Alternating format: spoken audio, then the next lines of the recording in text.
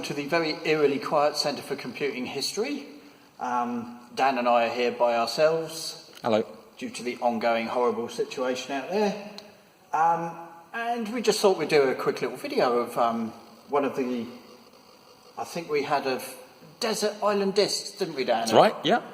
Of games we'd have, and I picked a particular one called H.E.R.O, which was one that I used to play extensively when I was younger. And so here I am, sat in front of the old ZX Spectrum. Those of you who haven't played H.E.R.O before, it stands for Helicopter Emergency Rescue Operation. And effectively, you're a little man with a little helipack on your back, and you get to drop down into mines and rescue miners, or rescue people. And it's just a really fun, short little burst of a game. You just play it for a few minutes at a time. I've always really enjoyed it, and I've started really collecting more versions of it lately. I've got it at home, I haven't got it here, but there's even a version for the SG-1000 that's quite a lot of fun. So, we've got the good old Spectrum running here. Now, I think I'm going to be fairly terrible at this because I have not played on a keyboard for quite some time. But Excuses, excuses. So that's my excuse, and I'm sticking to it religiously. So here we go. So, first thing is, my little man pops down, and I need to get through this wall here so I can drop a stick of dynamite, run away, and drop down, shoot the little creature, rescue the little man. It sounds very simple, but it is really quite compelling to play. So, of course, as you go down further and further, it gets a little bit more tricky. So I've got another little creature to shoot here. Drop a grenade and blow myself up, why not?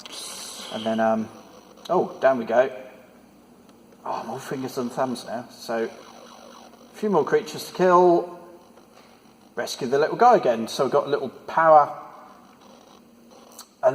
bar there. So if that runs too low, I believe I lose a life as well. Oh, I'm supposed to blow the wall up with that. There we go. You weren't too far off. Let's take that again. And oh, now what I've done there is I've actually hit the lamp, and I've smashed the lamp. So that took all the light out of the room. So let's blow the wall again. Shoot the creature. If I get close enough to do it. Drop down. Oh, you would have thought I'd be slightly better at this considering the hours I probably put into it.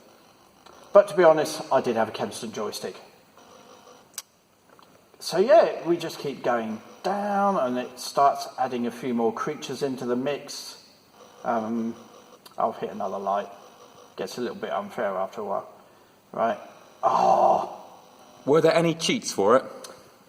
Well, undoubtedly, I mean, I had a multi-face that I undoubtedly put some kind of cheat into the game.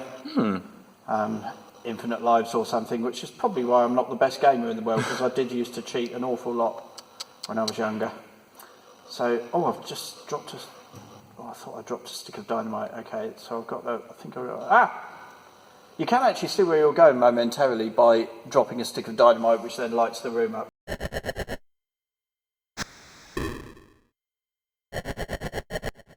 Okay, so here we are now on our trusty Commodore 64, and I think the first thing you will notice from the Commodore 64 version is it's quite a bit less sparse than the Spectrum one.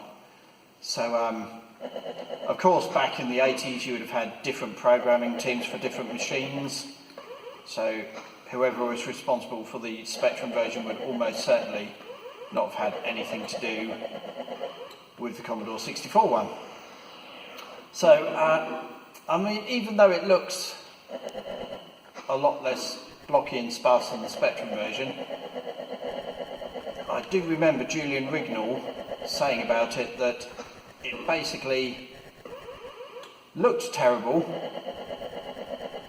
sounded terrible, but played really, really well, which, I mean, I've seen worse Commodore 64 games. So, we've relocated down to our games area, and we've found our Atari VCS version. So, as you can see, from VCS, one of the oldest consoles on the market, of course, but this is a very, very nice version. So here we go again, same level layout as before. I think it's even got something on the Spectrum version that appeared a bit later. It looks actually really quite good. So yes, of course, you can see for the younger people, we have the name Activision here. Of course, Activision, you'll know them all now for their Call of Duty games, etc. But you know, they are one of the world's oldest, longest running games companies. I'm doing a little bit better because we're using, of course, the old classic Atari joystick. So yeah, this was definitely, for a long, long time, my little go-to game for when I just wanted to pick something up and play it for a few minutes. And it's well worth having a little go. If someone was looking to pick this up, would it be hard to find, or would it be an expensive buy, or? Depends what you're getting it on. The SG-1000 version is really quite expensive. You're looking at a good £40–50 for that. But no, on the Spectrum, Commodore 64, Atari, should be able to pick it up really very cheaply. A few quid at most.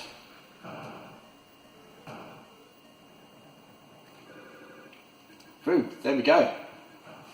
So I might stop playing there because that's about at the point where I stop looking remotely good.